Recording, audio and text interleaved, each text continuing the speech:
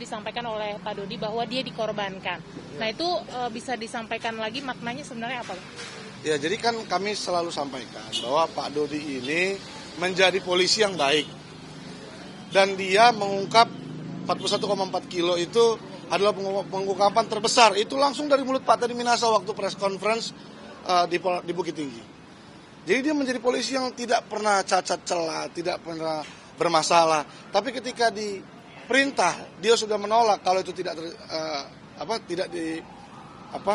kembali diperintah, didesak kan tidak terjadi.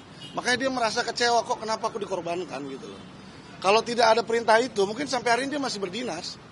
Bahkan mungkin udah naik pangkat atau mungkin jadi lebih berguna lah kan gitu.